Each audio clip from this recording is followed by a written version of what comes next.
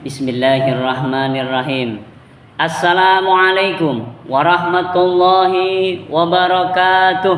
Waalaikumsalam warahmatullahi wabarakatuh. Allahumma salli ala Muhammad. Allahumma Allahumma salli ala Sayyidina Muhammad. Allahumma salli wa sallim wa barik ala Sayyidina wa maulana Muhammad. Allahumma salli wa sallim wa barik alaihi. Alhamdulillahirabbil alamin. Yang kita cintai bersama Ustadz Nasib, Ustadz Miftah, Ustadz Muntarifin, Bang Ustadz DKM, Bang Satudin, nggak kelihatan nih beliau. Ya, Mas Ibu dan Ustadz Ade, ya, pengurus DKM yang lainnya, bapak-bapak, ibu-ibu semuanya. Ibu-ibu nggak ada ya? Ibu-ibunya lagi istirahat di rumah, ya. Apa kabar malam hari ini? Alhamdulillahirabbil alamin. Masih ingat bulan lalu kita membahas apa? Alhamdulillahirabbil alamin. Kalau lupa tinggal scroll di WA group ya. Ada di WA group ya, insyaallah masih tersimpan.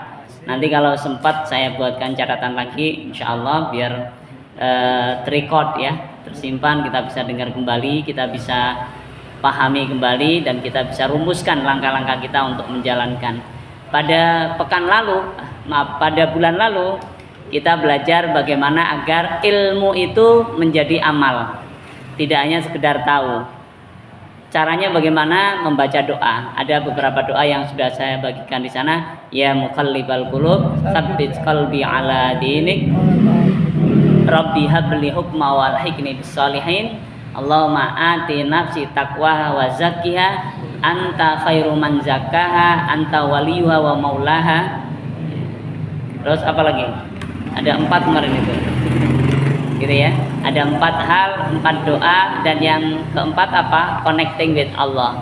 Kita kaitkan segala sesuatu kita kepada Allah.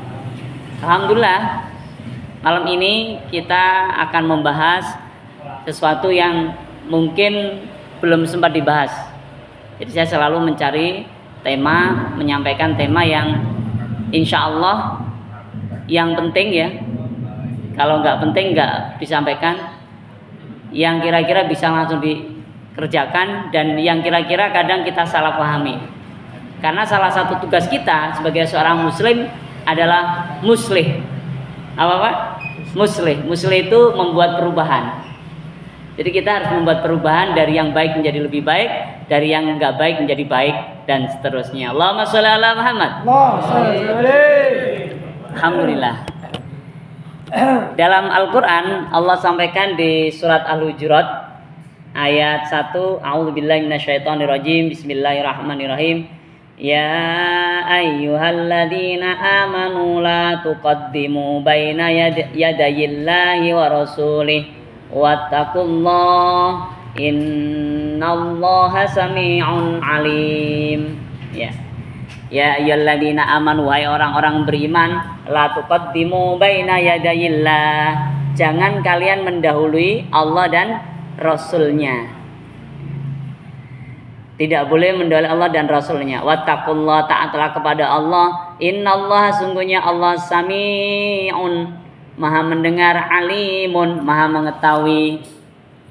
Ini adalah surat Al-Hujurat ayat 1. Kita bisa mengambil pelajaran dari ini, bagaimana dulu orang-orang Arab jahiliyah, ya, kafir atau musyrik atau Quraisy waktu itu, orang-orang Quraisy yang jahiliyah, mereka mempertahankan sembahan-sembahan sebelumnya. Nabi Muhammad ditolak bukan karena beliau benar atau salah, bukan karena jujur atau tidak jujur, karena sudah nggak ada masalah. Rasulullah dikenal orang yang paling jujur. Rasulullah dikenal menyampaikan sesuatu yang selalu benar, nggak mungkin berdusta. Tetapi manakala Rasulullah menyampaikan bahwa Tuhan yang sebenarnya bukanlah Lata, Uzza, Manat, Hubal, bukan pohon yang paling besar, bukan mbah titik-titik yang paling tahu tentang takdir, ya, tapi yang paling harus disembah adalah Allah, yang waktu itu nggak kelihatan mata sampai sekarang ya. Kita nggak bisa melihat Allah, hati kita yang merasakan keberadaan Allah. Kita bisa melihat Allah secara fisik, Dari apa? Dari makhluk ciptaan Allah. Ya. Allahumma sholli ala Muhammad. Dikasih tahu sama Rasulullah, karena Rasulullah selalu jujur, selalu mengatakan hal yang benar. Nggak percaya. Mereka mendahulukan selain Allah dan Rasulnya. Apa yang didahulukan mereka? Keyakinan-keyakinan sebelumnya. Dalam kehidupan kita, bahwa orang-orang Quraisy itu tidak mau menerima hal baru yang benar. Sama dengan orang-orang sekarang, ada kebenaran nggak mau diterima. Apa sebabnya? Karena dia fanatis. Kalau bahasa kita fanatik yang berlebihan. Apa itu fanatik? Fanatik itu suka terhadap sesuatu, baik itu benda maupun orang. Tapi kemudian kalau fanatisme, kesukaan yang berlebihan itu yang dilarang di dalam Islam. Nah, ini ditunjukkan dalam surat Al-Hujurat ayat 1 ini. Orang-orang kafir Quraisy itu nggak mau menerima Allah, bukan karena yang menyampaikan itu nggak jujur, nggak benar, tapi karena dia fanatik terhadap ajaran-ajaran sebelumnya, bahwa Tuhannya itu Lata, Uzza, Manat, Hubal dan lain-lain. Ada lebih dari 300-an Tuhan yang ada di sekitar Ka'bah, dipajang patung-patungnya itu gitu. Nah, bapak-bapak yang dirahmati Allah, ada nggak sekarang di kehidupan kita ini yang fanatis begitu? Ada ya. Kalau sudah ini, yang lain pasti salah. Right or wrong is my country.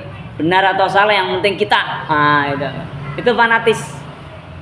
Ya, pokoknya kalau nggak kiai ini nggak mau. Kalau nggak ini nggak mau. Ya. Kalau nggak Habib ini nggak mau. Kalau nggak Sayyid ini nggak mau. Kalau nggak ajengan ini nggak mau. Kalau nggak apalagi profesor ini nggak mau. Kalau nggak dokter ini nggak mau. Kalau nggak penceramah yang ini nggak mau. Itu fanatis dan itu dilarang dalam Islam. Kenapa? Karena mematikan akal. Orang jadi nggak bisa berpikir. Padahal Allah sudah ingatkan, la tuqaddimu baina yadayillah, ya, wa rasuli. Jangan mendahului Allah dan Rasulnya. Setiap apa yang menjadi keinginan kita, kecintaan kita, harus mengikutkan Allah dan Rasulnya. Sehingga rasionalitas orang Islam berjalan terus. Jangan sampai nanti suatu saat bisa seperti membeli kucing dalam karung. Awalnya wah hebat, ya, masya Allah, ya, menggelegar, ya, titik-titik gitu ya, kelanjutannya banyak, ya. Tapi setelah itu kebalikannya. Nah, ini diingatkan oleh Allah dalam surat Al-Hujurat. Bahkan dalam sebuah hadis Nabi yang sangat terkenal, ya, saya bacakan. Ya, ini hadisnya, ya. Habibaka asa ayyakun baghidaka yauman ma. Habibaka. Ya, cintailah seseorang yang kamu cintai, ya. Haunan ma itu sekedarnya. Jadi kalau kita cinta pada istri kita, sekedarnya. Anak kita, sekedarnya. Jamaah kita, sekedarnya. Ustadz kita, sekedarnya. Cintai sekedarnya aja. Habibaka yauman ma. Asa yakun baghidaka yauman ma. Ya. Kenapa? Karena bisa jadi yang kamu cintai itu menjadi sesuatu yang kau benci yauman ma, di suatu hari nanti. Oh, masya Allah ya. Ini hadis riwayat, ya, Tirmidzi. Ya. Dilanjutkan, ya. Wa tadi Habib itu cintailah. Terus wa abghid. Nah, beda dikit ini. Habib sama abghid. Kalau abghid itu apa? Bencilah. Jadi kita boleh benci, tapi nggak berlebihan, ya. Ya. Apa lanjutannya? Wa abghid baghidoka haunan ma, pakai hak ya. Haunan ma. Dan bencilah seseorang yang kamu benci atau sesuatu yang kamu benci, haunan ma, sekedarnya saja. Kenapa? Asa ayyakuna habibaka yauman ma. Karena bisa jadi sesuatu yang kamu benci, seseorang yang kamu benci menjadi seorang yang kamu cintai suatu hari nanti. Allahumma shalli ala Muhammad. Inilah dasar tidak boleh orang Islam fanatis. Ada yang aktivis partai fanatis pada partainya, pokoknya yang lain salah deh, dia jadi yang paling bagus. Nggak boleh. Ya. Ada yang fanatis agama, Islam paling benar, betul. Ya. Yang kita yakini, tapi kalau bersama orang-orang yang non Muslim nggak boleh. Kita mengatakan inna dina indallahil Islam, gitu ya. Kalian salah semua. Mereka langsung menolak, Pak. Langsung resisten. Tapi kalau kita ajak ngobrol, silakan kita sama-sama meyakini agama masing-masing kita benar. Nah, dia terbuka. Ya, kalau terbuka suatu saat bisa jadi dia mempertimbangkan kebenaran ajaran Islam. Allahumma shalli ala Muhammad. Masya Allah. Ya.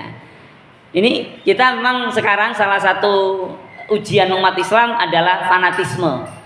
Ya, fanatisme itu nggak boleh, haram hukumnya. Jadi kita misal punya guru spiritual khusus. Nah, biasanya tasawuf, tarekat gitu. Kemudian jadi fanatisme. Apa kata Mbah No langsung itu pasti benar. Kalau enggak, wah nanti kita bisa celaka.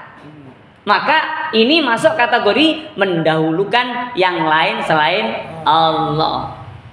Ada orang, ya dia orang pinter, dikenalnya orang pinter, langsung nyongklok. Kalau dalam bahasa Jawa itu nyongklok. Apa ya? Nebak. Ya, kalau bahasa Betawinya Pak? Dua. Gitulah. Ya.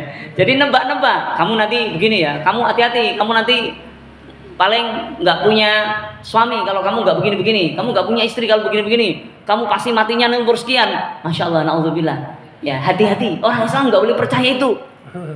Ya, Masya Allah. Kenapa? Karena mendahulukan selain Allah. Allah dan Rasulnya harus dahulukan. Itu hebatnya. Rasionalitas orang Islam luar biasa. Bahkan Rasulullah saja ya, mengajarkan itu. Sebagaimana hadis tadi kan, kalau kamu mencintai sesuatu, cintailah, tapi sekedarnya saja. Kalau kamu membenci sesuatu, bencilah, tapi sekedarnya saja. Belum lagi dalam Al-Quran, ayat-ayat yang lain juga kita menemukan itu. Bapak yang dirahmati Allah. Kenapa begitu? Karena kita nggak tahu bahwa kita nanti itu akhirnya ketika malaikat maut menjemput kita, su'ul atau husnul. Maunya apa Pak kita Pak? Husnul khatimah. Itu harapan kita, doa kita. Karena dunia ini, gemerlapnya dunia ini, Masya Allah, membuat orang-orang yang susah materi kadang susah bersyukur. Betul nggak Pak? Dunia ini, gemerlapnya ini, hedonismenya dunia ini membuat orang-orang yang kaya raya kadang kufur nikmat Allah sampai menjadi zalim terhadap yang lemah. Ya. Masya Allah. Kita lihat sejarah di dalam keilmuan memang gerakan-gerakan seperti ini selalu ada. Kalau dulu di zaman Rasulullah ada orang terang-terangan menentang, nggak percaya, orang-orang kafir Quraisy nggak percaya apa yang disampaikan Nabi Muhammad. Tapi ketika sudah hijrah ke Madinah, Rasulullah sudah punya pengaruh, sudah pengikutnya semakin banyak, maka orang-orang menutupi rasa ketidakpercayaan itu menjadi ditutup-tutupi sehingga disebut dengan munafik. Sampai Allah sampaikan, in ja'akum fasikum binaba'in fatabayyanu. Jika seorang yang fasik datang kepadamu membawa suatu berita, fatabayyanu, lakukan cross check, lakukan tabayyun. Jangan mudah percaya, perlu kritis. Ini Syekh ini kok ngajak begini ya? Nah, ini bener enggak? Dikritisin. Jangan langsung manut. Gitu ya. Nah, Masya Allah. Ini dasarnya. In ja'akum fasikum binaba'in fatabayyanu. Siapa orang fasik? Fasik itu ada dua model. Pertama, model fasik yang kafir. Fasik itu apa? Orang yang melakukan kejelekan, kemaksiatan, keburukan, kejahatan. Itu fasik. Ada yang model kafir. Kafir itu memang nggak percaya pada Allah, bukan orang Islam. Tapi ada orang yang fasik, fajir. Fasik tapi dia beriman, maka disebut fajir. Sholat terus maksiat, jalan terus misalnya. Itu fasik, fajir. Kalau ada model orang seperti ini membawa kabar, fatabayyanu. Harus tabayun dulu, harus jangan mudah percaya. Masya Allah. Jadi bapak-bapak yang dirahmati Allah, orang Islam itu ditentukan bukan pada aksesorisnya. Apakah panjang jubahnya sampai lantai? Apakah jenggotnya panjang sampai ke dada? Apakah pecinya bersorban yang paling mahal? Bukan. Tapi ditentukan dengan amal perbuatannya. Dan kita lihat dalam gerakan keilmuan itu ada namanya orientalis. Orientalis itu orang barat yang belajar Islam untuk mempelajari banyak tentang Islam, menguasai banyak tentang Islam, kemudian punya maksud-maksud tertentu. Nah, dilawan dengan namanya oksidentalis.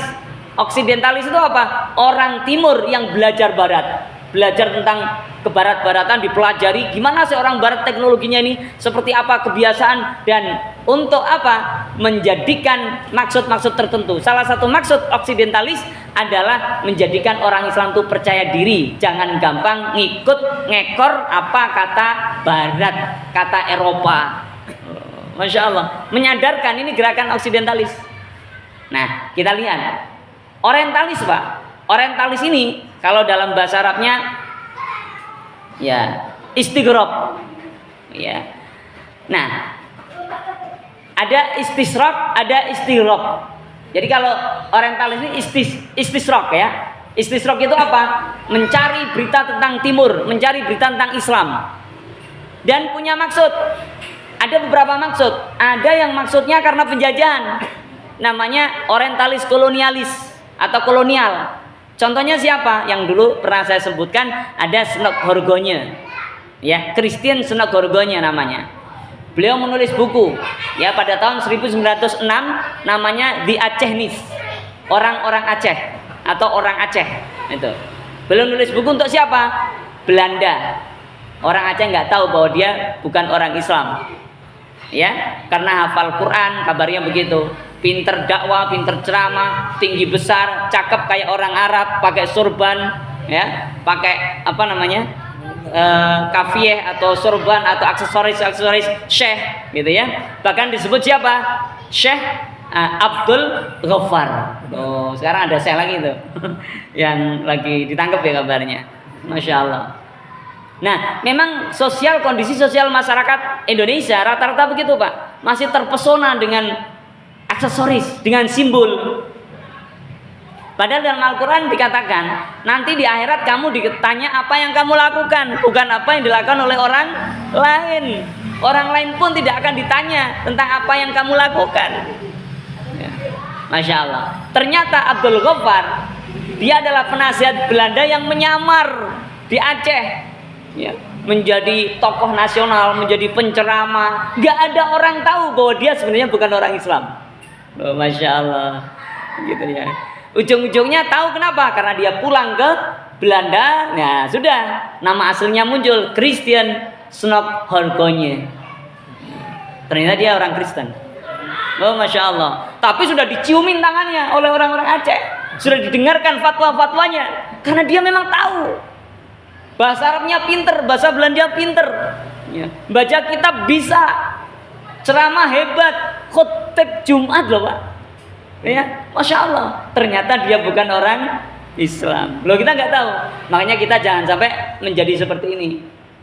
Ya, belajar dari pesantren, kuliah sampai tinggi, ternyata hanya karena pengen dunia semuanya dibeli, digadekan hanya untuk kemewahan dunia. Naudzubillah. Ada juga yang tujuannya akademik, Pak. Ya, akademik itu untuk keilmuan, kayak kampus, dunia kampus. Namanya Clifford Geertz. Dia menulis The History of Java. The Religion of Java. Kalau The History of Java itu sebelumnya Snok-Horgonya namanya Stamford Raffles. Tahun 1817. Kalau The Religion of Java yang nulis adalah Clifford Geertz tahun 1976. Dia tulis The Religion of Java, agamanya orang Jawa. Jadi orang Indonesia rata-ratanya kalau jumlah paling banyak kan Jawa, itu dibagi-bagi biar mungkin kalau bahasa dakwah biar terpecah belah. Dibagilah, namanya ada Islam abangan, Islam priayi, Islam santri. Padahal nggak selalu demikian. Kenapa begitu? Dia lihat satu fenomena, kemudian dia jadikan sebuah teori agar orang Islam susah bersatu. Islam ya Islam aja, nggak usah bilang Islam priai, Islam abangan, itu fanatisme. Nah sekarang muncul lagi Islam NU, Islam Muhammadiyah, Islam ini, Islam itu, ya. Ini sengaja fanatisme gerakan ini untuk melemahkan umat Islam agar tumpul akalnya, tidak mau berpikir. Na'udzubillah. Ada juga yang lebih gawat, Pak. Orientalis, misionaris. Dia belajar Islam, tahu Islam, tapi untuk menjerumuskan Islam agar kembali menjadi domba-domba yang diselamatkan dari tersesat. Namanya siapa? Samuel Zwemer. Dia menulis The Muslim Christ. Coba bahasa Inggrisnya itu The Muslim Christ. Apa itu? Kristen Muslim. Loh, dia nulis itu, Pak. Kristen tapi Muslim. Untuk apa? Merekrut orang-orang Islam agar menjadi orang Kristen. Masya Allah. Namanya siapa? Samuel Zwemer. Nah, itu terjadi orang Amerika tuh. Ya. Masya Allah. Bapak yang dirahmati Allah, inilah bahwa kita tidak boleh fanatis. Ya, harus kita semakin banyak guru semakin baik. Semakin banyak buku yang kita baca semakin baik. Ya, terus belajar seperti ini, insya Allah saling mengisi, saling mengingatkan. Jangan terpengaruh oleh simbol, oleh aksesoris, oleh baju, oleh peci, oleh sorban, oleh sebutan, oleh gelar, oleh pangkat, oleh derajat, oleh jabatan. Tapi dahulukan Allah dan Rasulnya. Bagaimana caranya agar selalu bisa mendahulukan Allah dan Rasulnya? Kita rasional, kita pikirkan, kita kritisi, dan terus belajar kepada siapapun. Insya Allah. Jazakumullah. Subhanakallahumma bihamdik, asyhadu an la ilaha illa anta, astaghfiruka wa atubu ilaik. Assalamualaikum warahmatullahi wabarakatuh. Waalaikumsalam warahmatullahi wabarakatuh.